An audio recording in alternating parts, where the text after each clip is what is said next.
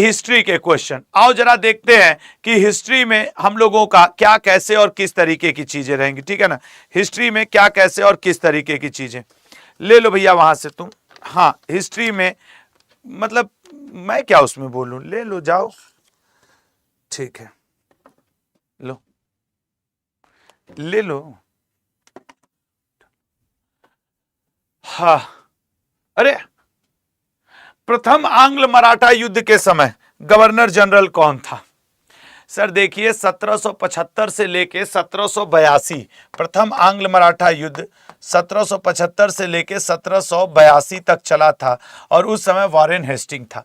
द्वितीय आंग्ल मराठा युद्ध के समय वेलेस्ली था और तृतीय आंग्ल मराठा के युद्ध समय वॉरेन हेस्टिंग, तो यहाँ पे लॉर्ड हेस्टिंग्स, ठीक है ना। यहाँ पे कौन हुआ करता था, यहाँ पे अब आज मजबूरी है लॉर्ड हेस्टिंग लगाना, लेकिन मैं लिखूंगा नहीं, एल डॉट कर दूंगा, ठीक है ना। ये अब इसमें कभी कभी पूछ देता है कि थर्ड मराठा एंग्लो मराठा वार कब चला था, तो सर 1817 से लेके 1818 तक चला था थर्ड। अब संभव यह भी है कि आपसे वेलेस्ली के बारे में पूछ दे, 1803 से लेके 1805 ये वाला युद्ध चला था, 1803 से लेके 1805। वेलेस्ली से एक क्वेश्चन बड़ा खतरनाक टाइप का आता है कि टीपू सुल्तान की हत्या किस युद्ध में इसने की थी? 1799 के श्रीरंगपट्टनम का युद्ध जो हुआ था उसमें इसने टीपू सुल्तान की हत्या की थी। श्रीरंगपट्टनम के युद्ध में इसने टीपू सुल्तान की हत्या की थी, यह बात आपको याद रखना है।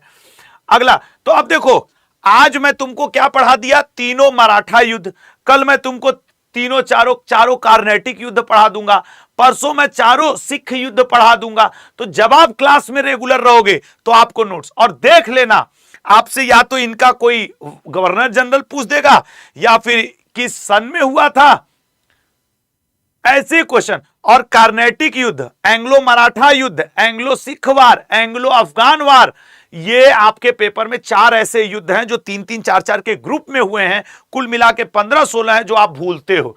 आप याद रखते हो पानीपत, चौसा, बिलग्राम, तो हई युद्ध, हाउ युद्ध, बनीहट्टी का युद्ध, राक्षसी तांगड़ी का युद्ध, और आप जो भूलते हो आप उसको फिर नहीं याद करोगे। दिल पे हाथ रख के मेरी बात सोच लेना कि आज एंग्लो मराठा पढ़ाया हूं ना, कल एंग्लो कर्नाटक पढ़ा दूंगा, परसों सिख वार पढ़ा दूंगा। जिम्मेदारी आपकी बनती है कि आप रोज क्लास में आके इसको कवर कर लें। इसका राइट आंसर क्या बनेगा लल्ला? Right answer Warren Hasting. अब याद रखना तीसरे के समय लॉर्ड हेस्टिंग था, इस समय वॉरेन हेस्टिंग। एओ ह्यूम का कांग्रेस का पिता किस अधिवेशन में कहा गया? एओ ह्यूम को कांग्रेस। जब तक आप इसका आंसर करो, याद रखना आजादी के बाद 1948 में जयपुर में भी कांग्रेस का एक अधिवेशन हुआ था। वैसे तो जनरली हम लोग याद रखते हैं कि 1947 में भारत में आपके जे.बी. कृपलानी कांग्रेस की अध्यक्षता किए थे और उस समय कांग्रेस क्या हुआ था? आजाद हुआ था। लेकिन पूछेगा 1947 में ही एक विशेष अधिवेशन हुआ था दिल्ली में, उसकी अध्यक्षता किसने की थी? डॉक्टर राजेंद्र प्रसाद जी ने। और फिर एक क्वेश्चन आपसे पूछेगा, आजादी के बाद एकमात्र अधिवेशन जो हुआ था उसकी अध्यक्षता किसने की थी? पी सीतारमैया ने। अब आप सच सच बताओ, क्या आपको ये तीनों, देखो ये वाला तो आपको याद रहता है कि सर अगर आजादी के समय पूछेगा कि जब 15 अगस्त 1947 के समय भारत आजाद हुआ उस समय कांग्रेस का अध्यक्ष कौन था? जे.बी. कृपलानी। लेकिन उसी 1947 में दिल्ली में विशेष अधिवेशन हुआ, उसकी अध्यक्षता किसने की? डॉक्टर राजेंद्र प्रसाद। आजादी के बाद एकमात्र अधिवेशन हुआ जयपुर में, उसकी अध्यक्षता किसने की? पी सीतारमैया। 1931 वाला इसलिए इंपॉर्टेंट है दोस्त, इसकी अध्यक्षता की थी सरदार पटेल जी ने, और यह ऐसा अधिवेशन था जिसमें भारतीयों ने पहली बार फंडामेंटल राइट की मांग की थी। तो कई बार पूछता है कि फंडामेंटल राइट की मांग भारतीयों ने कब की थी, और गांधी जी के इज्जत की पराकाष्ठा किस अधिवेशन को सुभाष चंद्र बोस जी ने कहा था? तो कराची अधिवेशन 1931 को गांधी जी के इज्जत की पराकाष्ठा कहा था। किसने? सुभाष चंद्र बोस जी ने। क्यों कहा था? क्योंकि मार्च 1931 में शहीद आजम भगत सिंह जी को फांसी दे दी गई अंग्रेजों के द्वारा। और उसके बाद जब यह अधिवेशन हुआ और गांधी जी कराची अधिवेशन में फंडामेंटल राइट वाले में पहुंचे, तो इनका सिर्फ काले पट्टी बांध करके विरोध किया गया और नारे लगाए गए।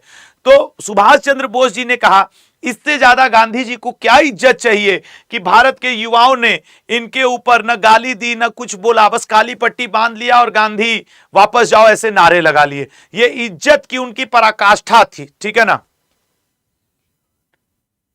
ठीक है ना, ये याद रखिएगा। अच्छा, बांकीपुर देखो, एक लड़की है, वो पागल लड़की अपना नाम लिखी है, वो किसी लड़के या लड़की को अपना आईडी बता रही है कि आप सही से लिखो, आईडी में गैप है।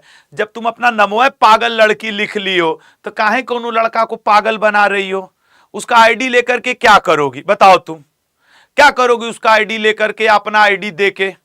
लेकिन ऐसे लोग भी होने चाहिए, यही लोग तो हैं, मतलब बुरा मत मानना बेटा, जो लोग पढ़ते नहीं है वही तो है ना जो फर्जी टाइप का इधर उधर हो जाता है।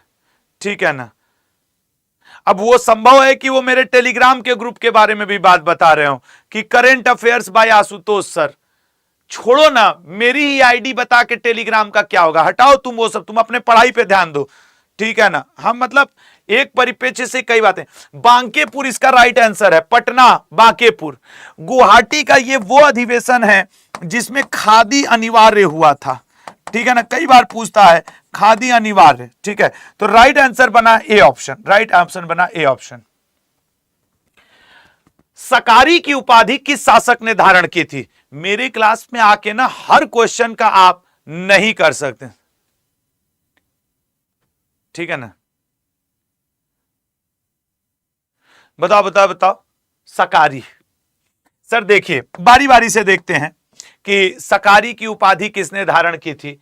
चंद्रगुप्त प्रथम, इसने तो कहा था आई एम महाराज धीराज। ठीक है ना, हो गया। समुद्रगुप्त, इसने कहा था मैं लिच्छवी दौहित्री, दौहित्री।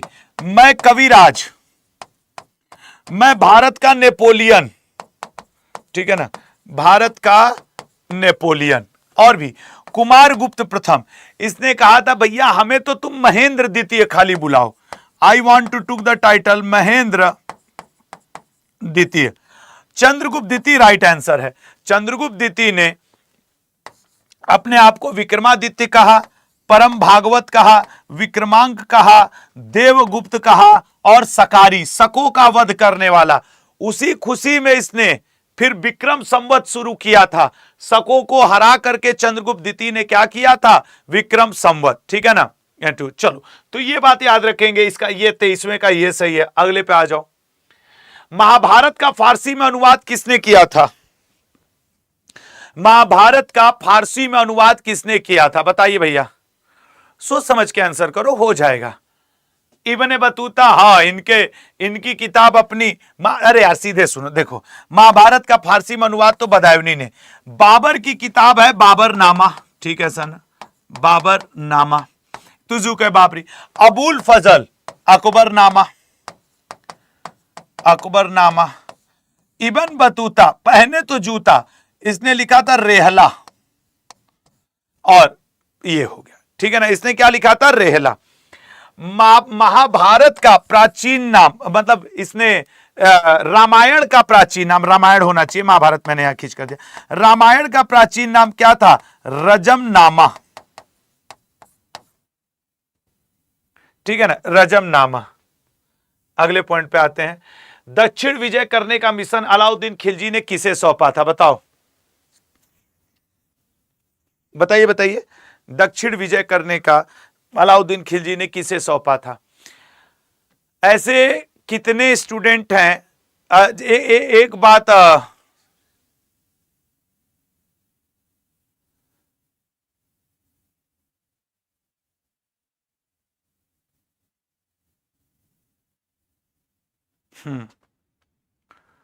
बताओ। दक्षिण विजय, अरे सर मलिक काफूर को सौंपा था। इसको 1000 दिनारी भी कहा जाता था। गुजरात से इसको पकड़ा था मलिक काफूर को, किसने? आपके ये जो है अलाउद्दीन खिलजी ने। ठीक है ना, तो ये 25 क्वेश्चन यहां पे कंप्लीट हुए, 25 क्वेश्चन यहां पे कंप्लीट हुए।